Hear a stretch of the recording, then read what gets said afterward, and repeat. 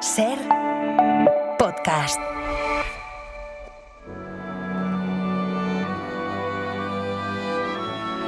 Aquí comienza Sucedió una noche colección, una antología del programa de la SER dedicado al cine clásico.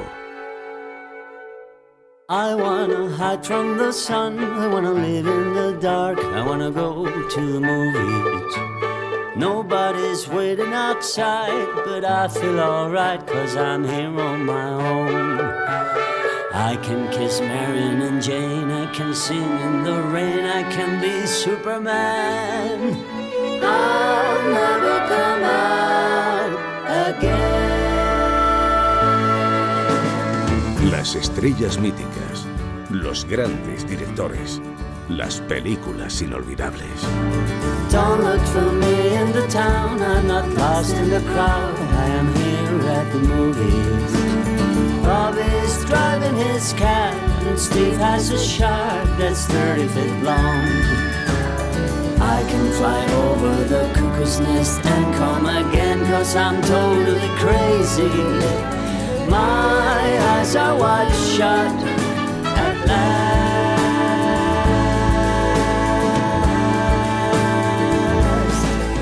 Dirige y presenta Antonio Martínez. Muy buenas a todos y bienvenidos a este especial de Sucedió una noche colección.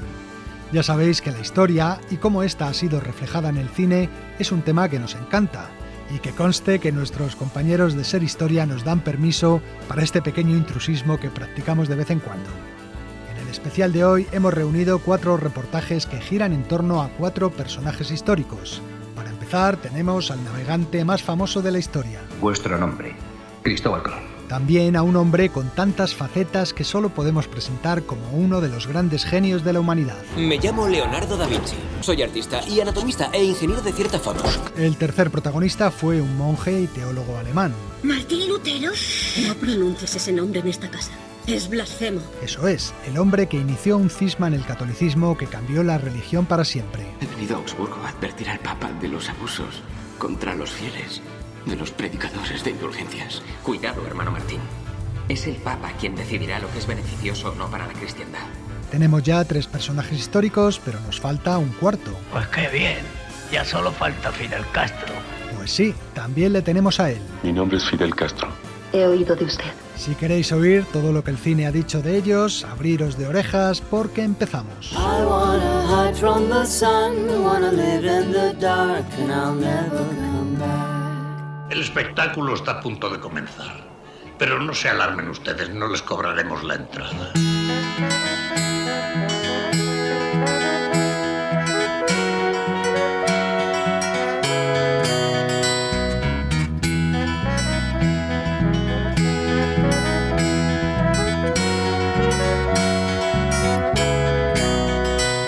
Se sabe que vivieron en la historia personas que la hicieron que existiera, por vivir de tal o cual manera, por inventar, por crear discordia, por deshacer y hacer, así nace la historia.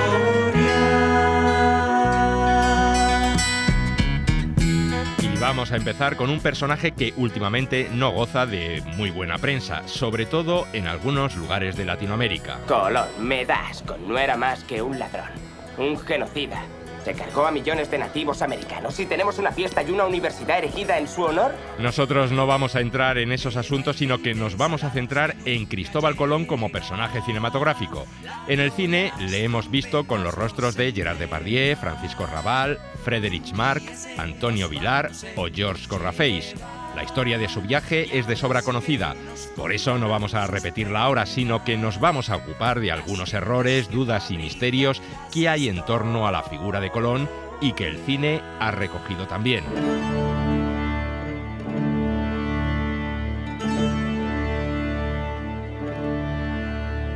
¿Dónde nació realmente Colón? A los españoles nos gustaría que fueran ciertas algunas teorías sobre su origen gallego, catalán o extremeño, pero todo apunta a que Colón era extranjero. A un hombre a quien los reyes confían sus naves y sus banderas. llamáis extranjero? Pues sí, sentimos decirlo, y hay documentos y pruebas de sobra que apuntan a su nacimiento como genovés, indicando con ello no la ciudad de Génova, sino la comarca de origen. Mi padre desciende del senador Galeotto di Mari, quien fundó el Banco de Génova. El propio Colón disfrutaba permitiendo interpretaciones pintorescas sobre su origen, ya que nunca indicó con claridad dónde había nacido, ni se sintió hijo de ninguna patria. Soy extraño en Castilla y no sé nada de estas tierras. Pero sabéis surgir en el momento oportuno. A veces, hasta el viajero más desorientado puede encontrar su rumbo. Por eso no es reprochable que los españoles le consideremos uno de los nuestros, ya que fue en nuestro país donde alcanzó la fama. Mi patria está donde arraiga mi esperanza. No se es de donde se nace a la vida, sino de donde se nace al destino. Aquí afincará mi nombre y mi linaje. ¿Fue Colón el primero en proclamar que la Tierra era redonda? Cristóbal Colón no era un visionario, sino un estudioso de la cosmografía. La tesis de que la Tierra era redonda era ya mayoritariamente aceptada por los científicos de la época. La Tierra es redonda, no tiene derecha ni izquierda. Redonda como esta naranja. Desde Ptolomeo nada más cierto. Por lo tanto, llegar a las Indias navegando rumbo a Occidente no era una idea descabellada, sino una simple cuestión de lógica. Todo derecho a poniente. Es la idea más luminosa que se oyó nunca. El problema era calcular la distancia. La distancia es desconocida. Es infinita. Infinita. Yo creo que las Indias no están a más de 750 leguas al oeste de las Islas Canarias. Esos cálculos, que luego se demostraron equivocados, eran los que le enfrentaban a los geógrafos de la época, y por eso su proyecto fue rechazado en la corte portuguesa y en un primer momento también en la castellana. Sin duda el camino por el mar hacia Poniente es posible, pero la mar Océana no es tan pequeña como asegura. No hay tales 3.000 millas, o sea 700 u 800 leguas, desde las costas de España a las de Catay.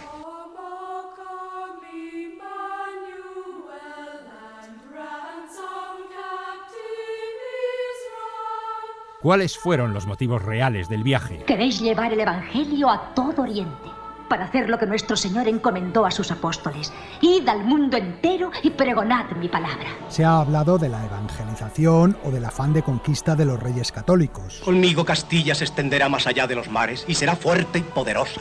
¿Quién sabe si la reina acierta cuando ve en vuestra idea la gran ocasión que nos reserva el destino? Pero muy al contrario de lo que nos han hecho creer en el cine, la ambición por conseguir riquezas y tratos favorables de comercio fueron las principales razones del viaje. ¿Por qué queréis navegar hacia Occidente?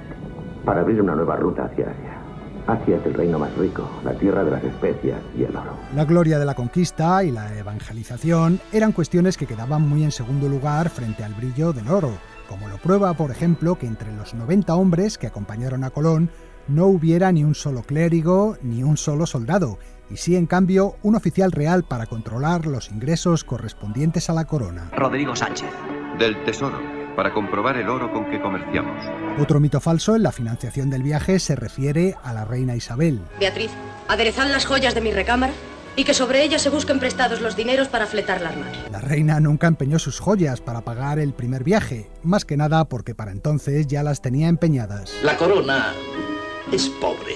Hasta la reina hubo de empeñarnos parte de sus joyas para proseguir la campaña. Lo había hecho para financiar la conquista de Granada.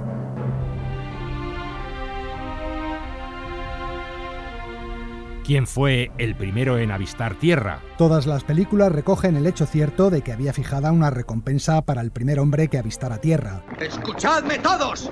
El primer hombre que aviste tierra se ganará una pensión vitalicia de 10.000 maravedíes en nombre del rey.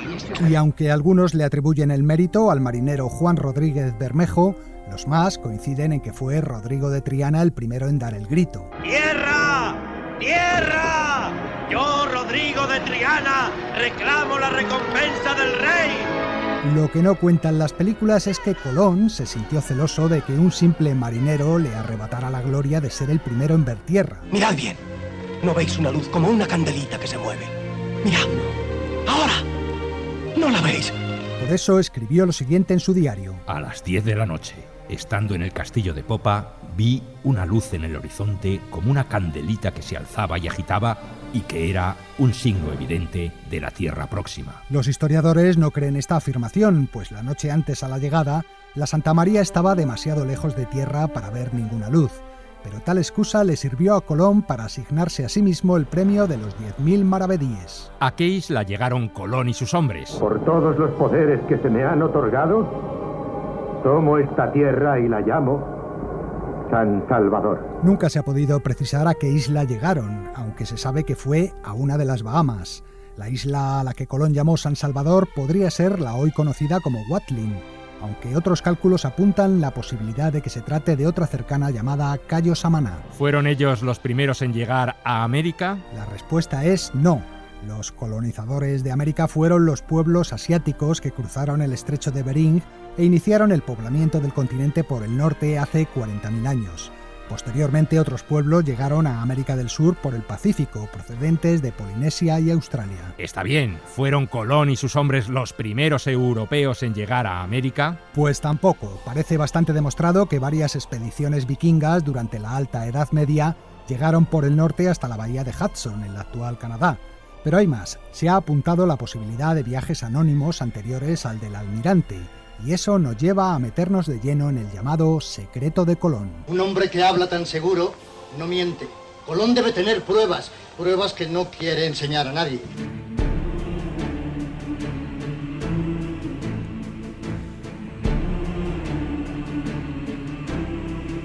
Un personaje clave en la gestación del viaje fue Fray Juan Pérez, monje del monasterio de la Rábida y antiguo confesor de la reina Isabel.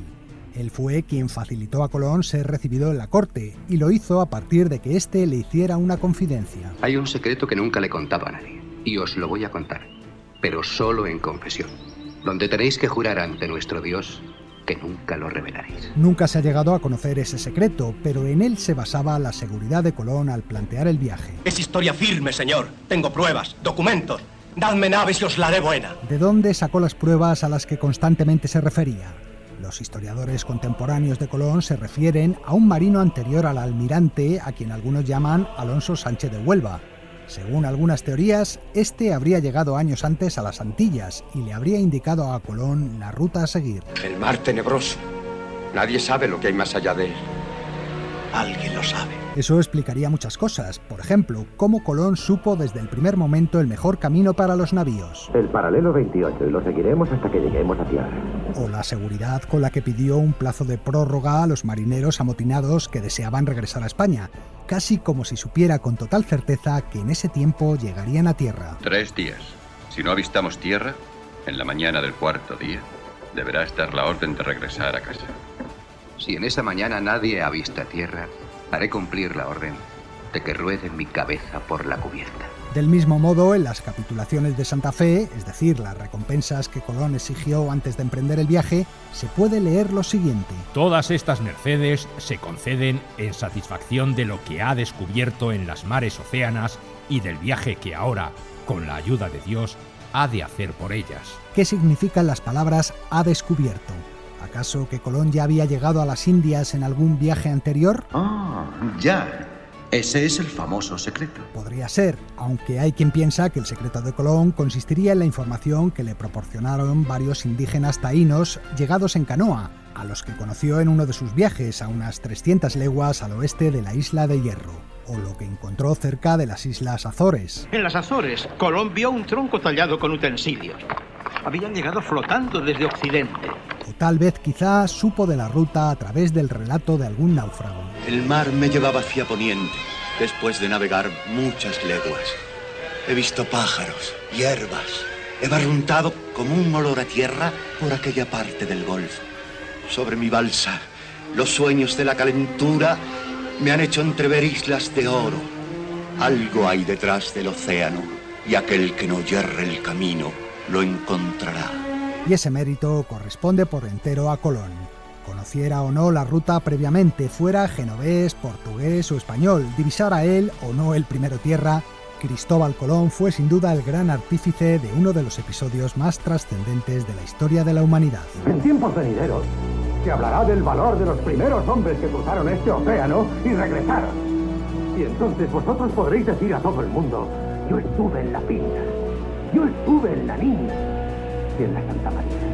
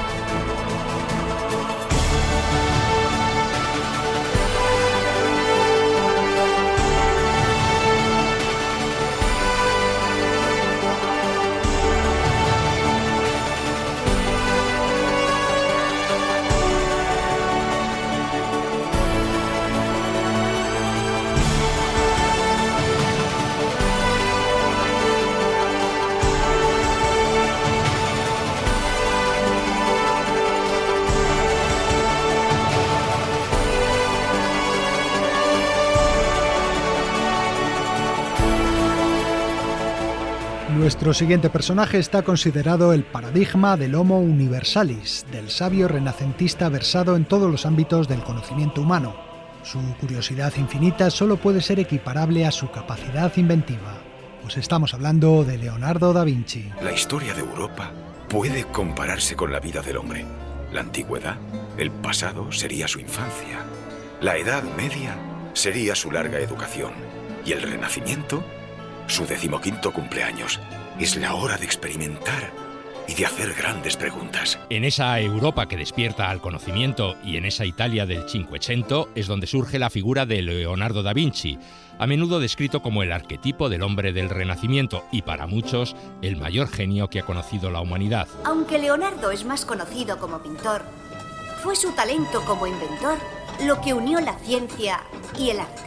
Su imaginación predijo el avión, el submarino, la bicicleta, el helicóptero y hasta el carro de combate. Leonardo es probablemente la persona con el mayor número de talentos en diferentes disciplinas que haya existido nunca. Fue a la vez pintor, escultor, ingeniero, músico, botánico, poeta, anatomista o filósofo. Trabajó como ingeniero militar para diferentes reyes y señores. Y mirad esto, mi señor. Un caballero con este equipo triplica su potencial de ataque. Y aquí, esta bala tendrá un potencial de fuego desconocido hasta ahora. Y estas ruedas oblicuas le darán una estabilidad excelente. También fue arquitecto y urbanista. Mirad, tengo un plan para una ciudad nueva. 10 barrios con 30.000 almas cada uno. Con calles amplias y el agua que baje por estas tuberías y se lleve la basura. También podríamos construir calles con 2 niveles, uno para los peatones y otro para la circulación. Y como oíamos antes, anticipó muchos inventos posteriores como el helicóptero, el submarino, el carro de combate o el automóvil. ¿Qué es este proyecto? ¿Queréis ver si funcionan? Ese es el problema. La mayor parte de sus inventos no llegaron a construirse ya que eran irrealizables en su época, pero sus estudios y sus cientos de bocetos de máquinas e ingenios allanaron el camino para que fueran desarrollados en siglos posteriores. ¡Oh! ¡Brillante! Señor, sois un verdadero genio. Sí. Pasaré a la historia como el hombre que abrió la puerta. Quizá por ello sus investigaciones científicas y de ingeniería fueron minusvaloradas por sus contemporáneos. No así en su faceta pictórica, en la que inmediatamente fue considerado un maestro. Y eso que Leonardo pintó poco. Solo se conservan 17 obras suyas, además de innumerables bocetos y dibujos, ya que muchos de sus cuadros se perdieron, se destruyeron o fueron abandonados sin terminar por el artista. Pero ¿y ese mural?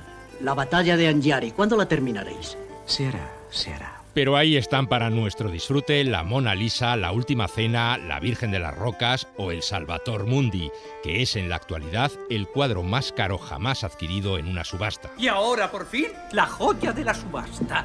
Precio de salida, $20 millones. El cuadro fue comprado en 2017 por $450 millones por el príncipe heredero de Arabia Saudí y es la única de las obras de Leonardo que permanece en manos privadas.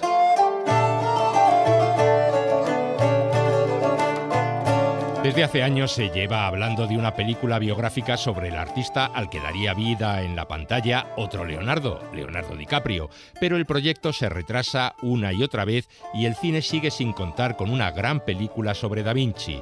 No así documentales, que hay muchos, o miniseries de televisión, que también hay unas cuantas, aunque algunas bastante poco ajustadas a la verdadera historia de Leonardo. Dicen que discutisteis, que ella quemó algunos de vuestros cuadros. Así que la envenenasteis. Sí, eso es lo que dicen. Mienten. En la reciente serie Leonardo, emitida en la plataforma Amazon y posteriormente en Televisión Española, nos encontrábamos con el artista acusado de asesinar a una mujer, Caterina de Cremona, su modelo y amor platónico. A partir de ese hecho ficticio se contaba la vida de Da Vinci, con bastantes licencias argumentales.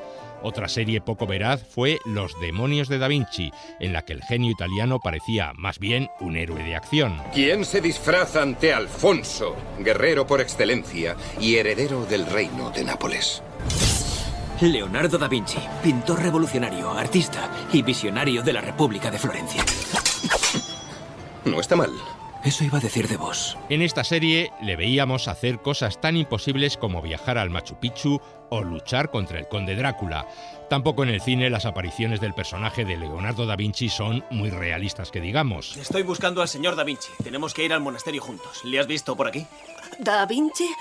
No, Alteza. No es ese su artilugio volador. En la película Por siempre jamás, en la que en teoría se contaba la verdadera historia de la Cenicienta, Da Vinci era consejero del príncipe y ejercía de hada madrina para que la joven, a la que daba vida a Drew Barrymore, pudiera convertirse en su princesa. Un pájaro puede amar a un pez, signore. Pero ¿dónde vivirían? Entonces tendré que construiros alas. En La loca historia del mundo de Mel Brooks le veíamos asistiendo a la última cena con el mismísimo Jesucristo y sus apóstoles, a los que colocaba adecuadamente para que salieran bien en el cuadro. Leonardo, hemos encargado un retrato del grupo. No, esto no está bien. Todo lo que veo son espaldas. ¡Ya está! ¿Queréis salir todos en el cuadro? Pues poneos al otro lado de la mesa. ¡Vamos! E incluso tenemos un Leonardo de dibujos animados. En Leo da Vinci, Misión Mona Lisa, le veíamos de niño, viviendo aventuras y enamorado de la joven Lisa, una chica muy mona. Leo, quizás seas un genio, pero en lo que se refiere al amor, todavía tienes mucho que aprender.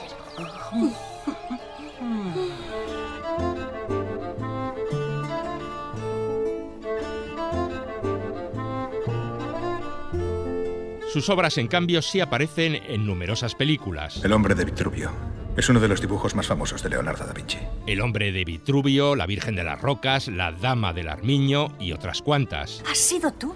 Yo... Lo has planeado solo en un día y lo has hecho. Empezaste la semana robando las Force y la terminaste con el códice. En la película El Gran Halcón, Bruce Willis era obligado a robar varias de ellas. El último ingrediente de nuestra receta es el modelo de helicóptero de Da Vinci, Que se exhibirá solo durante 3 días en el Louvre de París. Tendrás que entrar durante la noche. Las medidas de seguridad serán impresionantes. 12 guardas. Vale. Luego está, por supuesto, La Mona Lisa, un cuadro al parecer lleno de misterios. Su sonrisa tiene una frecuencia espacial baja. El horizonte es considerablemente más bajo en la izquierda que en la derecha. ¿Por qué? Bueno, ve, parece mayor vista desde la izquierda. Históricamente la izquierda era la parte femenina y la derecha la masculina. El sagrado femenino. La Mona Lisa o Gioconda aparece en numerosas películas. A veces incluso se convierte en el centro de la trama. Esto es increíble. ¿Qué? Han robado la Gioconda. ¿Qué han robado la Gioconda? No invento nada. Es lo que ocurría, por ejemplo, en La Banda Picasso, una película dirigida por Fernando Colomo en 2012 que contaba el caso real del robo del cuadro del Museo del Louvre en 1911, un caso en el que se vio involucrado Picasso. ¿El señor Pablo Ruiz Picasso? Sí. Somos de la policía. Tenemos una orden judicial para registrar su apartamento. ¿Por qué? Una carta anónima lo vincula con el robo de la Gioconda. Esta misma historia se ha contado en varias películas como la alemana El robo de la Mona Lisa de 1931 o la italiana El robo de la Gioconda de 2006, y Jodie Foster planea dirigir una nueva versión sobre el caso el año que viene. La obra estuvo 3 años desaparecida hasta que la policía descubrió que se la había llevado un antiguo trabajador italiano del museo que quería devolver a Italia la propiedad del cuadro, ya que sostenía que Napoleón se la había robado a su país.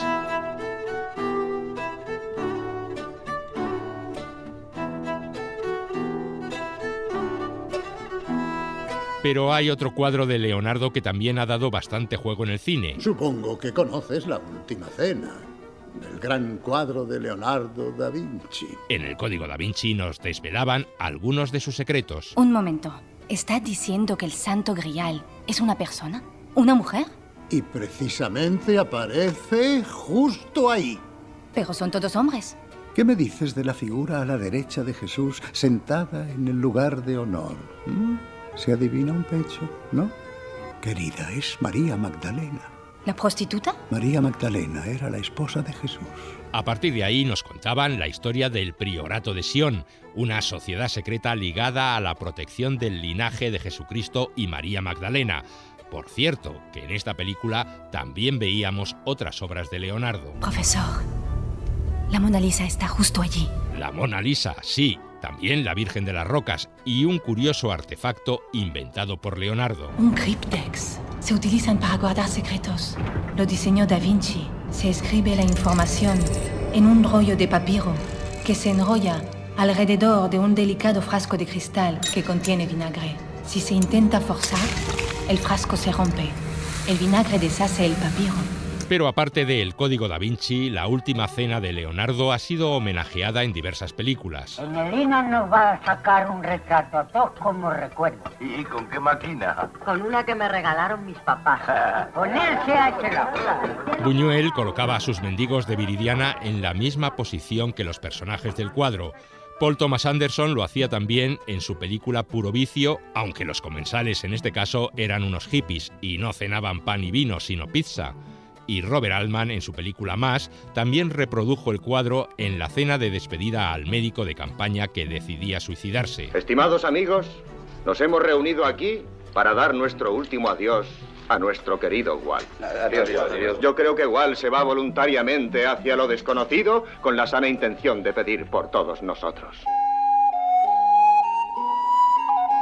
Cuentan que en su último hálito de vida, Leonardo da Vinci se quejó de no haber podido hacer más cosas en su vida. Cuántas cosas no realizadas, estudiadas, la anatomía, peso y el movimiento, el tratado sobre la pintura. Y sin embargo, cuántas cosas habéis hecho. Así es, su obra artística, su pensamiento científico y su trabajo como ingeniero e inventor constituyen uno de los mayores legados dejados por un hombre a la historia de la humanidad.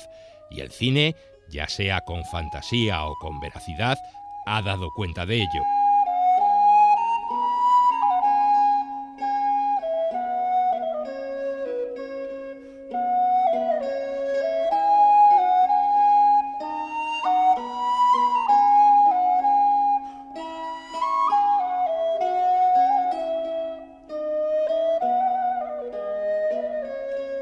Vamos con otro personaje. El 31 de octubre de 1517, un monje alemán llamado Martín Lutero, profesor de teología en la Universidad de Wittenberg, clavaba en la puerta de la catedral de esa localidad un panfleto titulado Las 95 tesis, en el que se criticaban algunos dogmas y procedimientos de la Iglesia Católica y del Papa de Roma.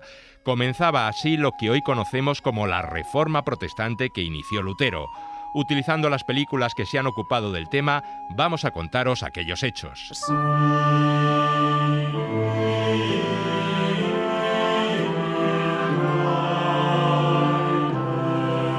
El Papa León X le había ordenado retractarse de sus ideas. Cuando Lutero se negó a hacerlo, dictó la orden de excomunión. Cualquiera que se atreva a infringir nuestra excomunión y anatema padecerá la ira de Dios Todopoderoso y de los apóstoles Pedro y Pablo. Amén.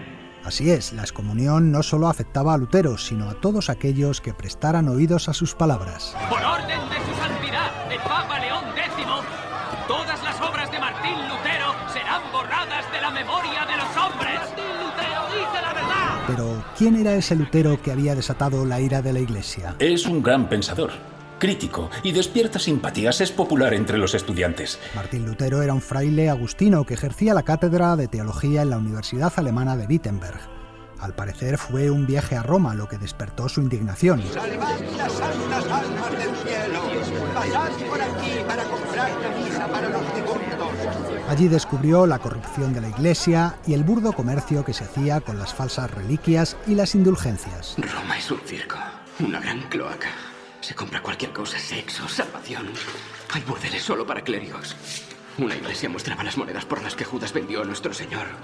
100 años sin purgatorio por cada moneda besada. Las indulgencias eran documentos expedidos por la Iglesia que los fieles podían comprar con dinero. Que el dinero en el arca diere, su alma al cielo subiere. A cambio se les prometía la salvación o la reducción de años de penas en el purgatorio para ellos o para sus familiares muertos. He visto campesinos vender su última vaca para comprar el perdón para sus padres muertos. La Iglesia exprime al pueblo. Al Papa solo le interesa su Basílica de San Pedro. Con el dinero recaudado por las indulgencias, el Papa financiaba la construcción de la Basílica de San Pedro en Roma. Martín Lutero protestaba contra esta costumbre y otros vicios de la Iglesia y resumió sus ideas en las llamadas 95 tesis, que el 31 de octubre de 1517 clavó en la puerta de la Catedral de Wittenberg. Colocadlo. ¡Atención! ¡Es sobre las indulgencias! ¡Venid todos! ¡Acercaos! No solo los habitantes de Wittenberg pudieron leerlas, sino que gracias a la imprenta se difundieron rápidamente. Los escritos se distribuirán por todo el país. Octavillas, miles de copias al alcance de cualquiera que sepa leer y escuchar.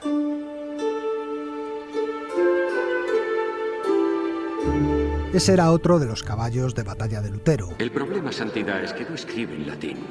Lutero escribe en alemán. Esa es su arma. Cualquier alemán puede citar su obra. Hasta entonces la misa se celebraba siempre en latín y todos los textos de la Iglesia se publicaban en esa lengua que nadie del pueblo entendía. Lutero se enfrentó a esa costumbre e incluso tradujo él mismo el Nuevo Testamento. He dedicado esta obra a vos, mi señor. La traducción del Nuevo Testamento a nuestro propio idioma. ¿Al alemán? Eso nos va a separar de Roma para siempre. Martín Lutero proponía una nueva relación entre Dios y los hombres, en la que cuestionaba el papel mediador de la Iglesia. No podéis cuestionar todas aquellas cosas que la Iglesia Católica ya ha juzgado. Cosas que son objeto de costumbre, rito y observancia. No podéis esperar un debate sobre cuestiones que vos estáis obligado a creer. El Papa emitió entonces una bula en la que exigía que Lutero se retractara de sus opiniones en el plazo de 60 días. El 10 de diciembre de 1520, Lutero y un grupo de estudiantes de la Universidad de Wittenberg se reunieron junto a las murallas de la ciudad y encendieron una hoguera. Esto es lo que Roma llama una bula papal. Un edicto del Papa en persona. Solo hay una cosa que hacer con esta ráfaga de viento. Sí, alimentad el fuego. Alimentadlo con la ley canónica. Alimentadlo con todas las mentiras escritas en Roma. Unas semanas después se decretaba la excomunión.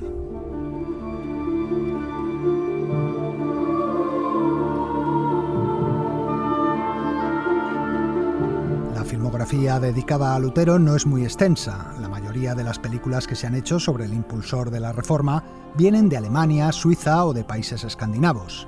La primera película sobre Lutero de la que hay referencia se estrenó en Alemania en 1928, en la época del cine mudo. Habría que esperar hasta 1953 para ver la primera producción de Hollywood, que se tituló simplemente Martín Lutero, y estaba protagonizada por Neal McGuinness, un secundario habitual del cine británico y americano de los años 40 y 50. ¿Y niega la autoridad del Papa? En materia de fe, yo creo que ni concilio, ni Papa, ni ningún hombre tiene poder sobre mi conciencia. Y cuando están en desacuerdo con la Biblia, yo niego al Papa y al concilio y a todos. Como curiosidad, en esta película podíamos ver en una escena la imprenta original de Gutenberg, que fue prestada por el Museo de Maguncia. Las 95 tesis de Lutero fueron traducidas al lenguaje del pueblo. En unas semanas inundaron a Alemania, en unos meses a toda la cristiandad. En 1973 se estrenó la película británica Luther, en la que Stacy Keach daba vida al teólogo. En ella se puede ver a Judi Dench en uno de sus primeros papeles en el cine, dando vida a la esposa de Lutero. Pero quizá la película más conocida sobre el personaje sea Lutero, estrenada en 2003 con Joseph Fiennes de protagonista. Por cierto, fue también la última película que rodó el gran Peter Ustinov, dando vida al protector de Lutero, el príncipe Federico de Sajonia. No pienso enviar a mi fraile a Roma. Allí le matarán. Y eso es muy irritante. ¿Quiénes son ellos para privar a mi universidad de una mente tan brillante? También se han hecho infinidad de documentales sobre Lutero y unas cuantas producciones televisivas destacables. Keeper. This is Dr. Luther, our new professor at the university. En 1983, Jonathan Pryce interpretó al fraile en Martín Lutero hereje. Más reciente, de 2017, y esta sí emitida en España, es Lutero la Reforma, una miniserie alemana que prestaba especial atención a los otros compañeros de Lutero en los comienzos de su lucha, en especial a Thomas Müntzer, autor de otro de los textos importantes de la Reforma. El Manifiesto de Praga. Tiene otras ideas, mirad. Sobre los clérigos, solo nos falta divulgación. La elección de las palabras es un poco áspera. Tal vez Martín Lutero pueda... ¡Lutero, siempre Lutero! ¿Acaso Müntzer no tiene valor? Hay otras muchas películas que no tratan la biografía de Lutero, pero en las que su figura y su obra están muy presentes. Soy Storm. Mi padre fue arrestado por el comisario y ahora me buscan a mí. Es una carta muy importante. Por ejemplo, Storm y la carta prohibida de Lutero, estrenada en 2017, era una película holandesa de aventuras en la que un impresor de Amberes era encarcelado por imprimir una carta suya. Su hijo conseguía salvar el molde con las matrices de las letras. ¿Tienes el molde? ¿Sabes lo que esto significa? que el inquisidor lo quiere. Si se imprime la carta de Lutero y sus seguidores la Se leen... alzarán en contra del inquisidor.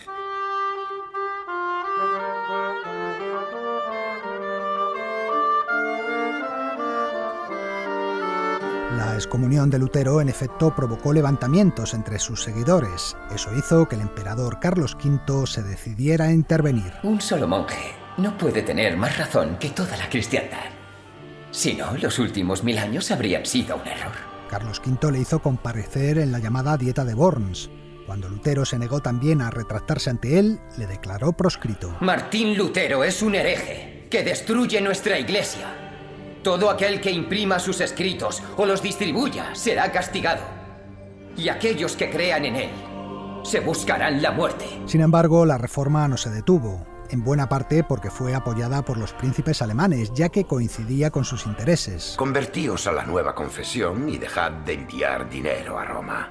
Anexad los monasterios y conventos, sus bosques, campos y campesinos, y así os haréis más poderoso que nunca. También se produjo una rebelión de los campesinos contra la nobleza, azuzada no por Lutero, sino por algunos de sus colaboradores. No son buenos tiempos para conventos y monasterios. Una turba furiosa saquea todas las iglesias de Sajonia. ¿Pero por qué? Tomás Munzer promete el paraíso en la tierra. Y Bodenstein le está escribiendo las palabras.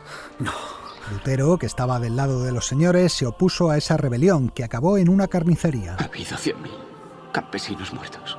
También había caballeros. A pesar de la matanza, Lutero y sus seguidores continuaron dinamitando los preceptos de la Iglesia Católica. El celibato no será necesario. ¿Por qué llevar párrocos y monjas una vida diferente a los feligreses que sirven? Cristo no tomó ninguna esposa. Sí, Cristo, pero ellos tienen tanto en común con Cristo como el Papa. El propio Lutero se casó con la monja Catalina de Bora en 1525.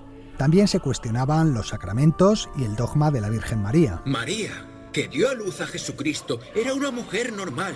Su estatua también tendrá que desaparecer de la iglesia. Poco a poco, las tesis luteranas fueron ganando adeptos en otros países de Europa. La iglesia es herética. El doctor Lutero lo ha demostrado a mi satisfacción. Lutero está excomulgado. Por una iglesia herética. Iglesia es un mercado. La salvación por tantos chelines y el divorcio. En los años 30 del siglo XVI surgió el calvinismo en Suiza y el anglicanismo en Inglaterra, cuando Enrique VIII quiso divorciarse de Catalina de Aragón para casarse con Ana Bolena y el Papa se negó a darle la dispensa. No tengo un hijo. Todos los que ella me ha dado murieron al nacer o a la edad de un mes. Jamás vi tan clara en nada la mano de Dios. Es mi deber repudiar a la reina y ni todos los papas juntos hasta San Pedro impedirán que lo cumpla. De esta forma, el cristianismo quedó dividido para siempre entre católicos y protestantes. Un cisma que comenzó hace ahora 500 años y que, por supuesto, el cine también nos ha contado.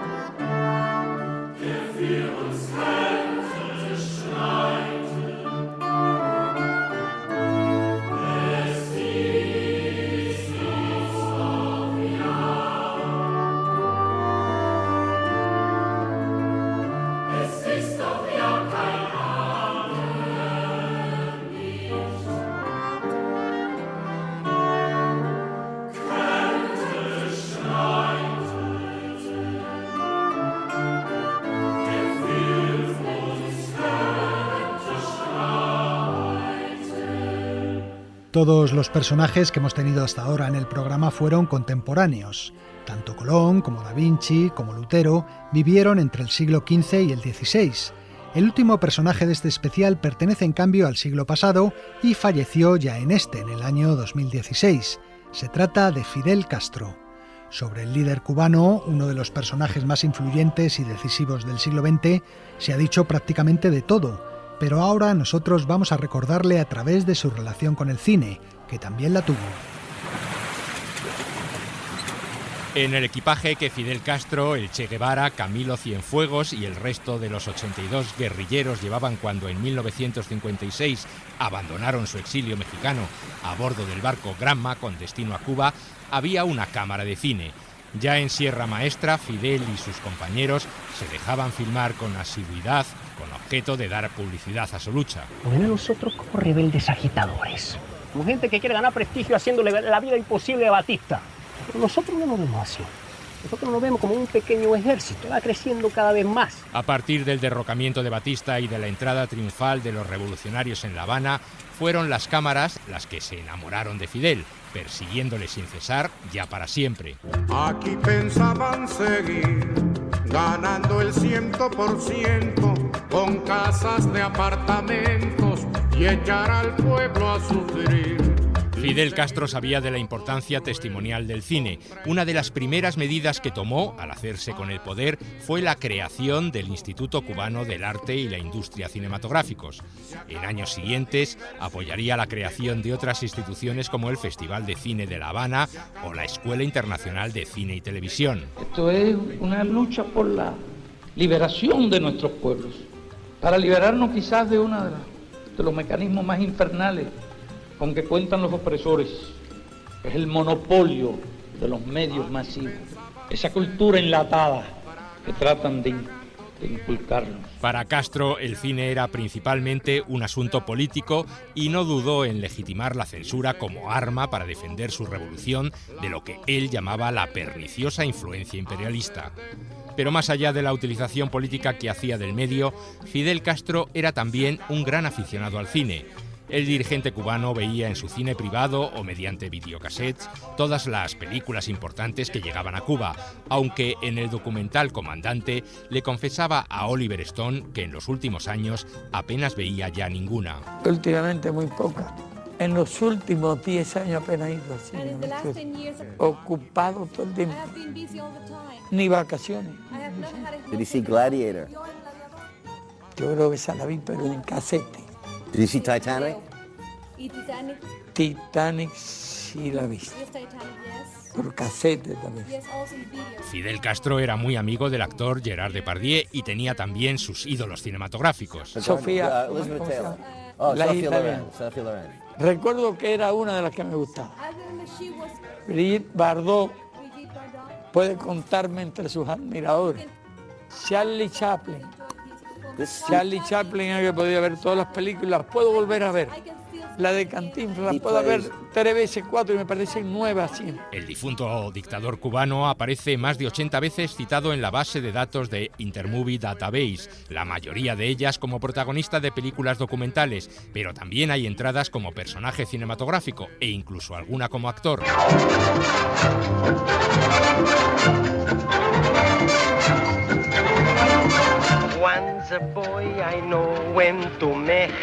Con 19 años y mientras estudiaba en la universidad, intentó labrarse una carrera como galán latino en Hollywood, aunque solo logró aparecer como extra en 3 películas protagonizadas por Esther Williams en 1946. ¿Dónde está la sirena esta noche? Se quedó en su casa, le dolía la cabeza. ¡Qué pena! En la película Festival en México aparece con camisa de chorreras y sin barba como uno de los coristas que acompañan a Xavier Cugat en esta canción que suena de fondo. En Que siga la boda se le puede ver al lado de la piscina mirando a la actriz y en Escuela de Sirenas parece ser que sí tenía un papelito mínimo, el de un estudiante que se preparaba para un concurso de preguntas en la televisión, pero su escena fue eliminada en el montaje. Según la revista Variety, su línea de diálogo era la siguiente. Sí, Yankee, La Habana tiene a las mujeres más bonitas y de sangre más caliente del mundo. Te gustará. Las 3 películas fueron prohibidas en Cuba cuando Fidel y sus revolucionarios llegaron al poder.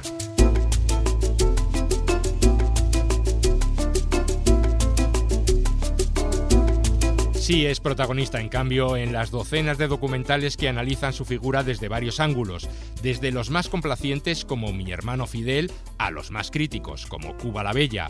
Uno de los más conocidos es Comandante, fruto de las más de 30 horas de grabaciones y entrevistas con el líder cubano que Oliver Stone grabó en 2003. What's the longest he's written recently? ¿Qué es lo más largo que usted ha escrito recientemente? Lo más largo que he escrito recientemente son los discursos que he revisado. You don't write poetry. No, pero me gusta a veces cuando escribo que las palabras armonicen.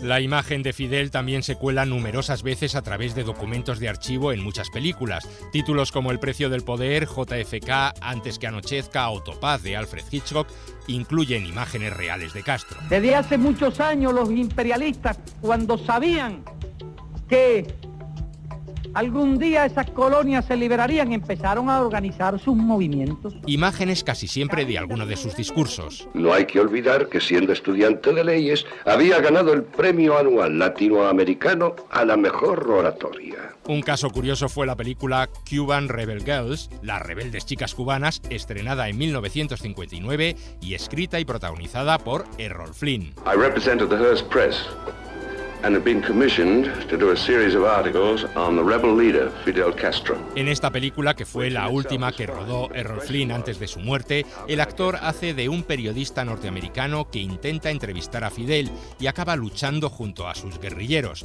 Pues bien, las imágenes reales de Castro y los suyos se mezclan con las de ficción interpretadas por los actores. Luego están las varias películas en las que Fidel Castro aparece como personaje cinematográfico.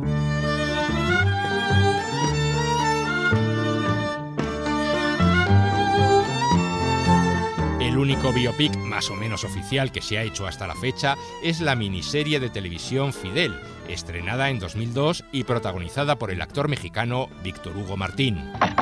¡Fidel! ¿Qué? ¿Qué pasa? ¿Qué estás haciendo? ¿Qué? He tratado de llamarte. Me cortaron el teléfono. ¿No has oído la radio? ¿Oír qué? Ha habido un golpe. ¿Un golpe de estado? ¡Batista! Tenemos que salir de aquí. La policía está en la calle ahora. Y es que el cine ha prestado bastante más atención a la figura del Che Guevara que a la de Fidel Castro. En la película Che, que dirigió Richard Fleischer en 1969, Omar Sharif daba vida al guerrillero argentino mientras que Jack Palance le ponía rostro a Castro. Ciudadanos de Cuba, nuestro ejército rebelde va a iniciar pronto la marcha. Cuando yo os llame, levantaos contra Batista. Incendiad camiones, haced descarrilar trenes. Acabad con los ingresos de Batista, quemad todas las plantaciones de azúcar. Uníos a la revolución del pueblo. En esta película se le retrataba como un líder titubeante y sin ideas propias, y era el Che el que aparecía como el gran estratega de la revolución cubana, tanto en la lucha de guerrillas como en las decisiones tomadas al llegar al poder. Tus problemas nacen del hecho de que tú aún no te has definido. Dile al pueblo cubano y al mundo que eres comunista. Si yo hiciera eso, tendría aquí a la Infantería de Marina de los Estados Unidos antes de desayunar. No necesariamente. Si tuviéramos 50 o 100 misiles nucleares. ¿Crees que a los soviets les atraería la idea? En 2008, Steven Soderbergh volvió a acercarse a la figura del Che Guevara en su díptico Che el Argentino y Che Guerrilla, protagonizadas por Benicio del Toro y en las que Fidel aparece también como personaje secundario. Si nosotros atacamos un camión, entonces el ejército dirá que fue un accidente en la carretera. Pero si preparamos un ataque contundente al cuartel de Luguero, entonces será imposible para el ejército ocultar nuestra victoria.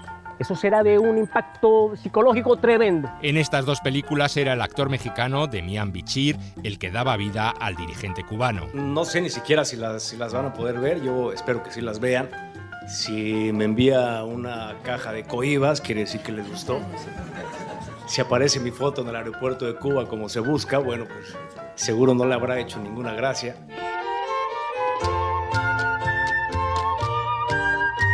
Más películas. En Ciudad Perdida, dirigida por el actor Andy García, el personaje de Fidel aparecía varias veces, pero siempre en segundo término. ¿Es Fidel? Sí, el del numerito de la paloma. Vamos a acercarnos, quiero conocerle. Mira, no estoy de humor para eso. En I Love Miami, estrenada en 2006, era el español Juan Luis Galiardo el que le ponía rostro. ¡La revolución necesita sacrificio! Y en la película Lío en La Habana, el dictador estaba interpretado por el actor australiano Anthony LaPlaya. Lo lamento, señor Quinn, pero un debate televisado sería cubierto por la prensa impresa y detesto la publicidad.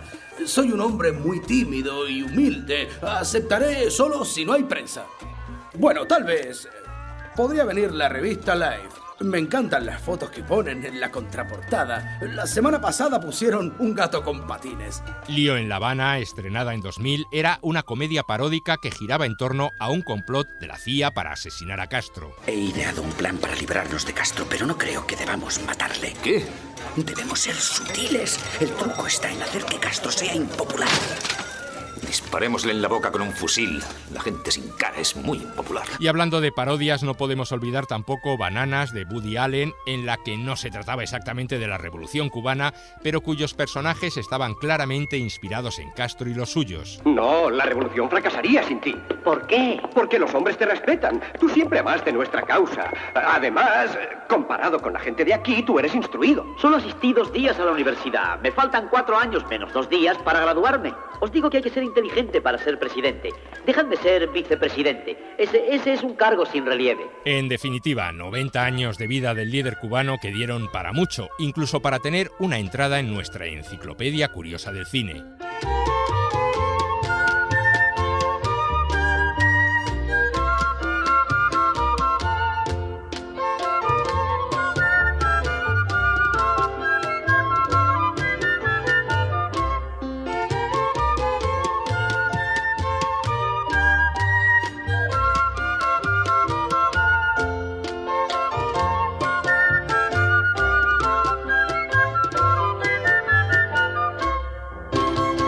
Sucedió una noche.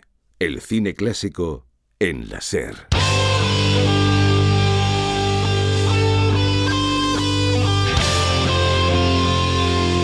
Pues con Fidel Castro terminamos este especial de Sucedió una noche colección que hemos dedicado a 4 personajes históricos.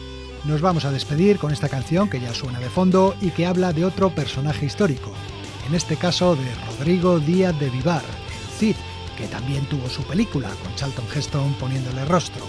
La canción se titula Legendario y corre a cargo de unos clásicos del metal español como son los riojanos Tierra Santa. Y por nuestra parte, nada más. Un saludo de Elio Castro y de Antonio Martínez y hasta la semana que viene.